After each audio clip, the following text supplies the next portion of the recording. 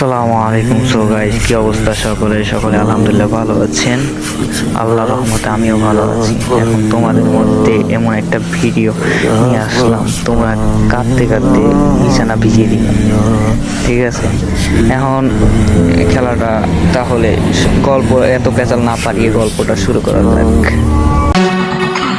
Cala a boca, puta. এক কৃষককে নিয়ে, মানে এক কৃষকের ছেলেকে নিয়ে। সেও আমাদের মতো এমন ফ্রি ফায়ার প্লেয়ার ছিল। সে ভালো খেলতো, ঠিক আছে, কিন্তু তার বাবা ছিল দরিদ্র, তাদের পরিবারও ছিল দরিদ্র। তারা চলতে পারে না, পারিবারিক সমস্যা বুঝে নিত। এমন করতে করতে তাদের দিন কাটতে শুরু করে। কাটতে কাটতে এমন একটা দিন আসে, সে ভালো ফ্রি ফায়ার খেলতে পারে। তার বাবা অসুস্থ হতে থাকে, তো যায় সে অসুস্থ হতেই থাকে। তাদের ডাক্তার দেখানোর টাকাও ছিল না। ডাক্তারের কাছে যেতে কত টাকা লাগে বুঝে নিত। তার ছেলে খেলতে খেলতে এমন সময় হয়, ভালো খেলে।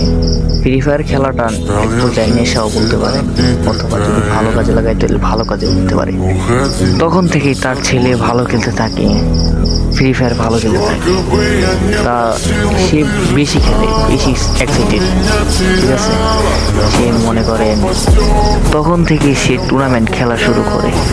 খেলা শুরু করতে করতে সে অনেক ভালো প্লেয়ার হয়ে যাওয়ার পরে সে একটা নতুন ইউটিউব চ্যানেল খোলার পরে সে মনে করেন ইউটিউবে এমনকি ভিডিও আপলোড করতে ওর বেশি পছন্দ করতো, ঠিক আছে।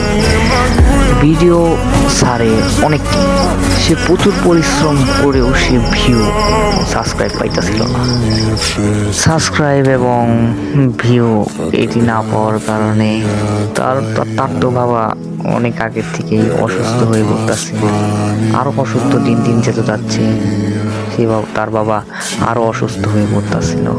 হঠাৎ একদিন তার মাথায় প্ল্যান আসে, সে ইটস কাব্যর গ্রুপে যাবে। যে কথা তাই কাজ, সে অনেক কষ্ট করে তার গ্রুপে জয়েন হওয়ার পরে অনেক রিকোয়েস্টের পরে তার একটা টুর্নামেন্ট ছিল। টুর্নামেন্টে রিকোয়েস্ট করতে থাকলো। তার একটা প্রথম খেলানো হলো কাস্টমে ইটস কাব্য ভাই ভালো পারফরমেন্স দেখে তাকে নিয়ে টুর্নামেন্টে, যেটার প্রাইজ মানি ছিল 50,000 টাকা। সে মনে করছিল তার বাবার চিকিৎসা হয়ে যাবে, সমস্যা নাই। সে টুর্নামেন্টের আগ থেকেই অনেক পারফরমেন্স দেখাইতেছিল। সে প্রাইজ মানিটা টানতে, প্রাইজ মানিটা ছাড়া তার কোনো রাস্তা নেই, তার নেই। এমন একটা কাম করে তার ছেলে, তার বয়স হলো 13 থেকে 14 বছর। এই অভাবের কারণে পড়াশোনাও করে না।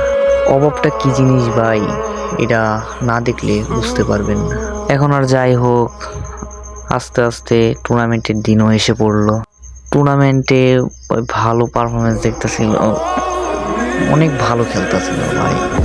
না দেখলে টুর্নামেন্ট প্লেয়ার, অনেক প্র্যাকটিস করছে, প্র্যাকটিসের করলে ওর সফলতা হয়ে গেছে ভাই। ওর পরিশ্রম ব্যর্থ যায়নি, ওর সফলতা। অনেক পরিশ্রমের পর সেই প্রাইজ মানিটা পাইল 50,000 টাকা। যাই হোক, এখন তাকে নিয়ে অনেক ভিডিও আপলোড হয়েছে। এখন বলতে পারেন সে এখন ভাইরাল।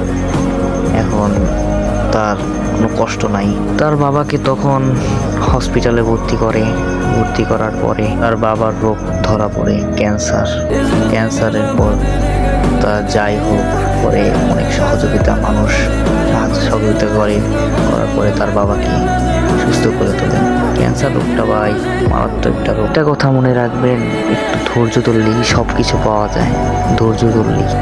যাই হোক, এখন তার টাকা পয়সার অভাব নাই।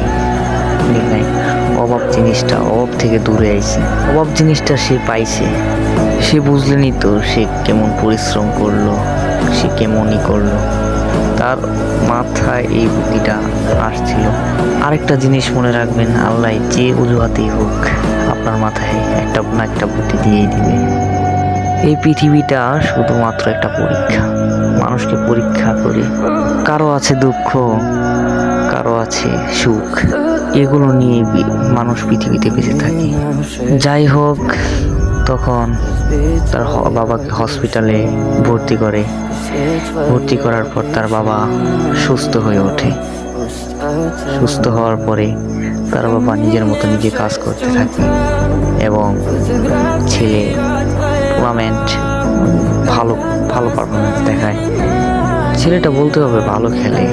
আর ভাই ইউটিউবারের কথা বলতে হবে যে কিছু কিছু সব ইউটিউবাররাই স্বার্থপর না, কিছু ইউটিউবার আছে ভালো মানুষ।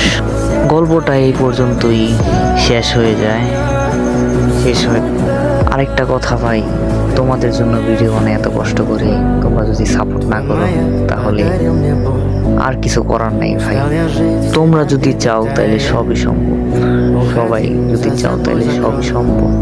শুধু তো ভাই সাবস্ক্রাইব করে দিতে বলছি, আর তো কিছু বলি নাই।